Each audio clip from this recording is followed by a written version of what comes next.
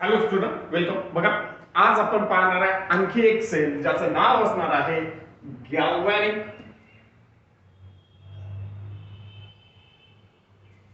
और voltaic sale. आता galvanic आणि व्होल्टेइक सेल काय असतात हे आपण पाहू. बट सर्वात पहिले आपण पाहिलं इलेक्ट्रोलिटिक सेल, इलेक्ट्रोकेमिकल सेल. जे काही सेल्स असतात हे दोन पार्ट मध्ये डिवाइड केले जातात. एक असतात गॅल्व्हॅनिक और व्होल्टेइक सेल आणि त्याच्यानंतर दुसरे असतात त्याला म्हणतो आपण electrolytic sale.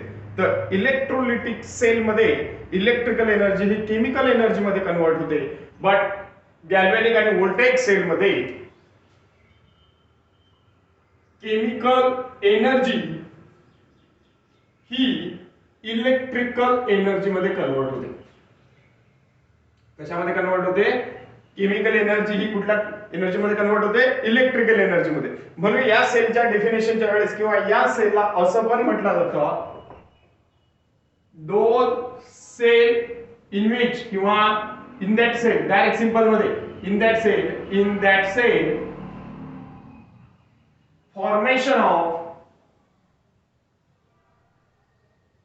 electrical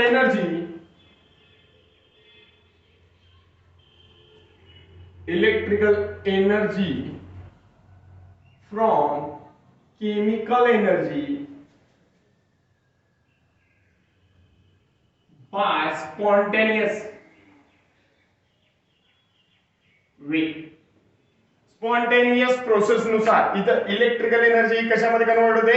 chemical energy मध्ये. मग आता ही जर electrical energy chemical energy, okay, chemical energy कशामध्ये कन्वर्ट होते?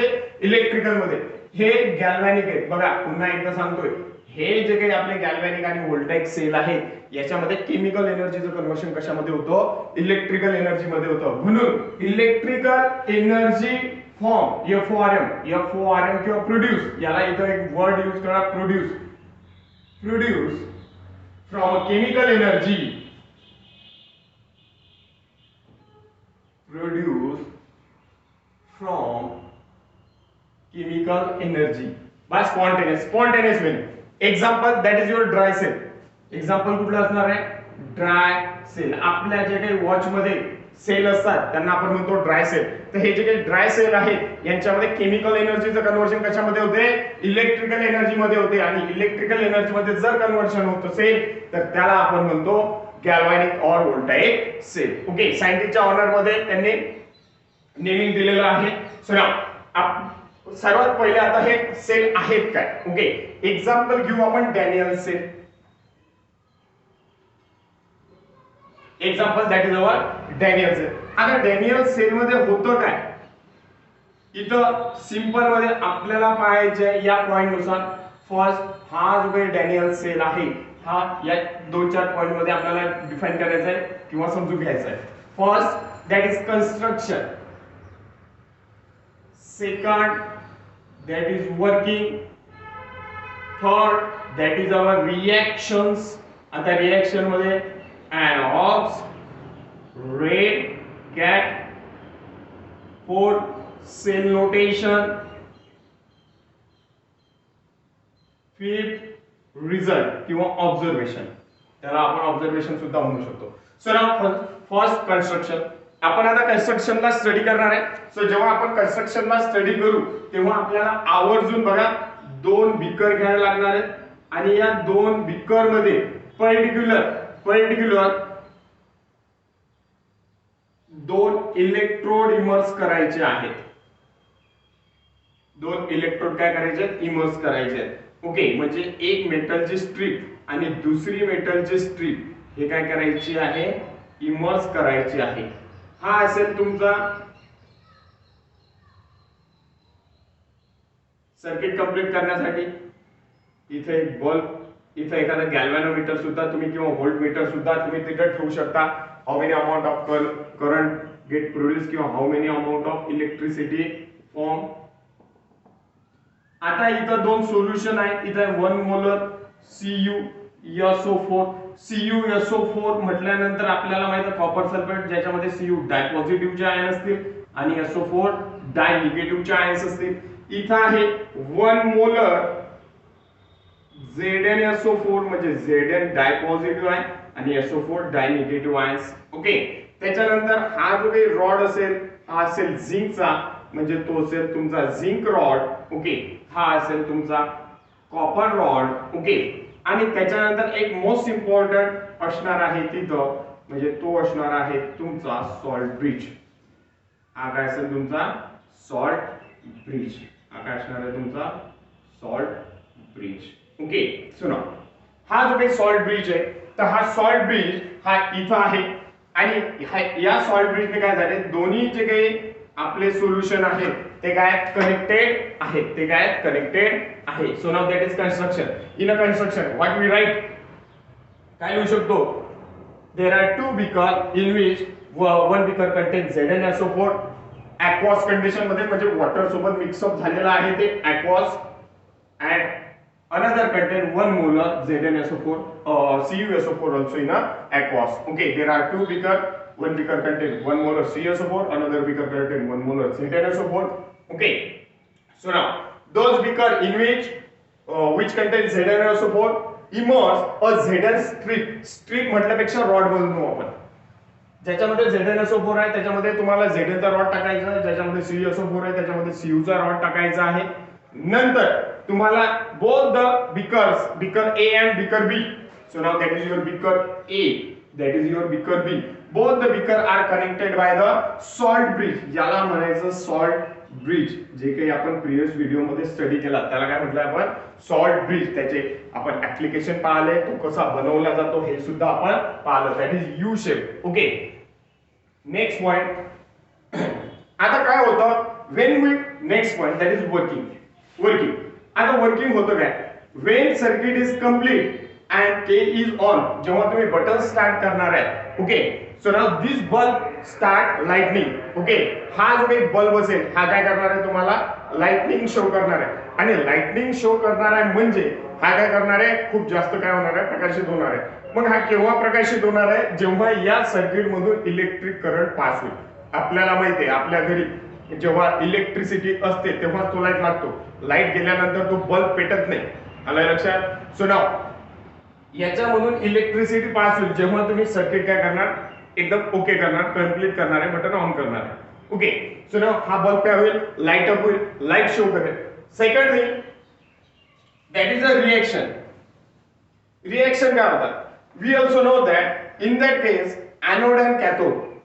Okay, in that case cathode is a copper and cathode is a positive while anode is negative. हे थोडंसं ऑपोजिट आहे, एक्सेप्शन. कारण आपल्याला माहिती आहे का जेव्हा आपण इलेक्ट्रोकेमिकल सेल किंवा इलेक्ट्रोलिटिक सेल पाहिलं होतं तर त्याच्यामध्ये कॅथोड काय असतो, निगेटिव्ह, आणि एनोड काय असतो, पॉझिटिव्ह. बट गॅल्व्हॅनिक आणि व्होल्टाइक सेल मध्ये उलट असतो, त्याच्या अपोजिट असतो. इथं कॅथोड आहे पॉझिटिव्ह आणि एनोड आहे निगेटिव्ह. तो का बरं आहे ते पण मी सांगणार आहे. बघा काय होते, हे जे काही झिंक प्लेट आहे, हा जो काही झिंकचा रॉड आहे, तर हा झिंकचा रॉड इन्फानाइट नंबरच्या झिंक ऍटम पासून बनलेला आहे. ओके, सो हे छोटे छोटे ऍटम्स तिथं असणार आहेत. हा पूर्णपणे हा जो काही रॉड आहे हा झिंकच्या ऍटम पासून बनलेला आहे. आणि जेव्हा हे झिंकचे ऍटम्स, बघा हा जो काही मेटल रॉडचा झिंकचा ऍटम असतो हा काय करतो, तिथं एक रिएक्शन दाखवतो. रिएक्शन स्टडी करू आपण. सो रिएक्शन मध्ये एनोड वरती ऑक्सिडेशन पाहायला मिळेल. म्हणजे जो काही झिंक रॉडचे जे काही झिंक ऍटम असतात सॉलिड वाले, हे जे काही झिंक रॉडचे ऍटम्स आहेत, हा जो काही असणार आहे झिंक रॉड हा छोट्या छोट्या ऍटम पासून बनलेला आहे. तर हा जो काही एखादा ऍटम असेल हा काय करणार आहे, हा 2 इलेक्ट्रॉन लॉस करणार आहे आणि कन्वर्ट होणार आहे झिंक डायपॉझिटिव्ह कॅटायन्स मध्ये. So now it get converted to the zinc dipositive cation aqueous plus 2 electron. म्हणजे हा जो काही झिंक ऍटम आहे याने ऑक्सिडेशन शो केलं, लॉस ऑफ 2 इलेक्ट्रॉन. आणि जेव्हा त्याने ऑक्सिडेशन शो केलं, लॉस ऑफ 2 इलेक्ट्रॉन, तेव्हा आपण म्हणू शकतो एनऑक्स. आता बघा की जेव्हा याने 2 इलेक्ट्रॉन लॉस केले, पहिले हा जो काही zinc atom zinc metal rod होता हा न्यूट्रल होता, याच्यावरती कुठला चार्ज नव्हता. पण ज्या वेळेस त्याने झिंकच्या ऍटम्सनी, या रॉड मधल्या ऍटम्सनी, झिंकच्या ऍटम्सनी 2 इलेक्ट्रॉन लॉस केले, तेव्हा त्याच्यावरती आला निगेटिव्ह चार्ज, म्हणून इथं एनोड काय शो केला आहे त्यांनी, negative. Okay, so now next cathode. Red cat आपल्याला माहित आहे reduction at cathode. Okay, an ox anode वरती ऑक्सिडेशन, रिडक्शन ऍट कॅथोड. तर हा जो काही दुसरा एक रॉड असेल, तर आपल्याला माहित आहे दोन प्रकारचे रॉड असतात, एक असतो पॉझिटिव्ह तर दुसरा असतो निगेटिव्ह. मग आपला निगेटिव्ह तर रॉड कन्फर्म झालाय. हा जो काही झिंकचा रॉड आहे हा काय आपला निगेटिव्ह, म्हणजे कॉपरचा रॉड काय आपला positive. So now Cu dipositive plus 2 electron formation of Cu solid. So now that is aqueous. आलं लक्षात? तर हे जे काही इलेक्ट्रॉन मूव्ह होतात, हे इलेक्ट्रॉन मूव्ह जेव्हा होतात ते कॅनोड कडून एनोड कडून कुठे येतात, ते कॅथोड कडे येतात. आणि इथं जर तुम्ही ऑब्झर्व केलं तर हे दोन इलेक्ट्रॉन म्हणजे तुम्हाला मिळेल Zn solid plus Cu डायपॉझिटिव्ह aqueous formation of Zn dipositive aqueous. Okay, plus Cu solid. Okay, हे एक रिएक्शन पाहायला मिळते. या रिएक्शनला म्हणणार आहे तुम्ही रेडॉक्स रिएक्शन.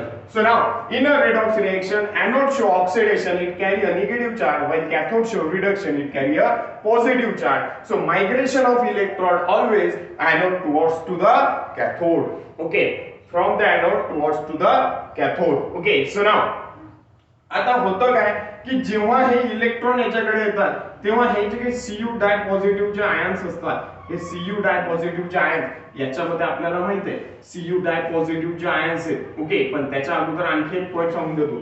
जेव्हा हे झिंकचे ऍटम्स यांनी 2 इलेक्ट्रॉन लॉस केले तेव्हा हे कशामध्ये कन्वर्ट होतील, तर हे कन्वर्ट होतील झिंक डायपॉझिटिव्ह. म्हणजे इथं क्वांटिटी ऑफ Zn डायपॉझिटिव्ह आयनची काय होते, इन्क्रीज होते. आणि तसंच हे इलेक्ट्रॉन इथं आल्यानंतर काही इलेक्ट्रॉन बल्ब यूज करणार आहे, पण रिमेनिंग इलेक्ट्रॉन जेव्हा इथं येतील तेव्हा ते इलेक्ट्रॉन काय करतील, येतं आल्यानंतर हे जे काही Cu डायपॉझिटिव्हचे आयन्स असतील या सोल्युशन मधले ते कोणाकडे अट्रॅक्ट होतील, कॅथोड कडे अट्रॅक्ट होतील. आणि कॅथोड कडे अट्रॅक्ट झाल्यानंतर तिथं काय होणार आहे, Cu डायपॉझिटिव्ह काय करणार आहे, रिडक्शन शो करणार आहे. म्हणजेच तुम्हाला तिथं होईल ही reaction show.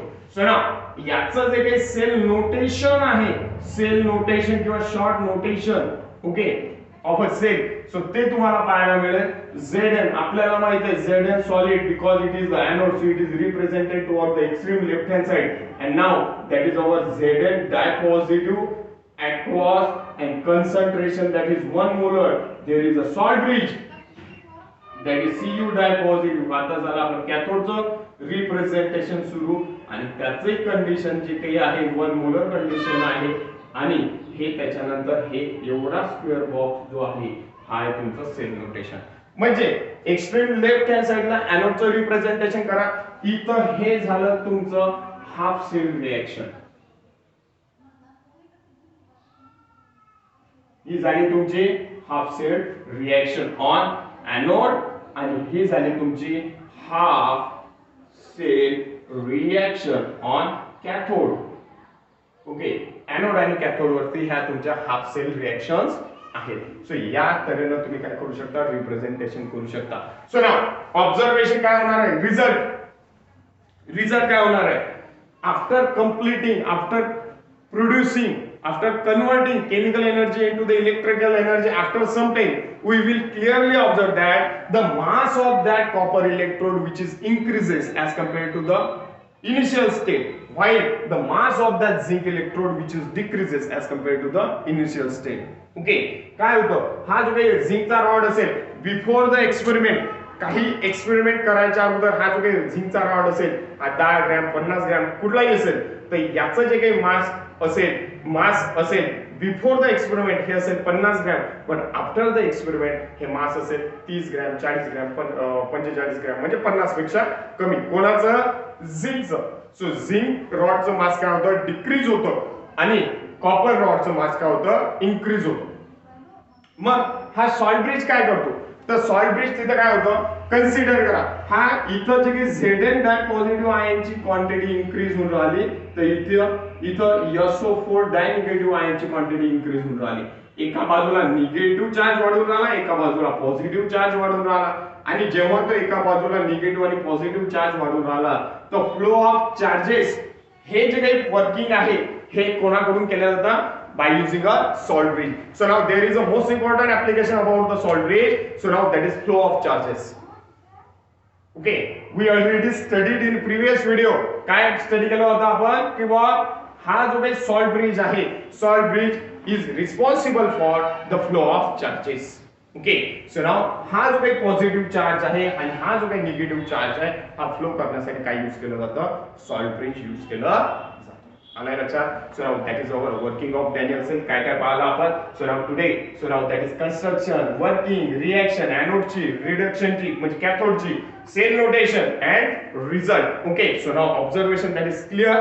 So mass of anode decreases and mass of cathode which is increases after completing the experiment. Okay, so बाकीच बघू आपण. थँक्यू.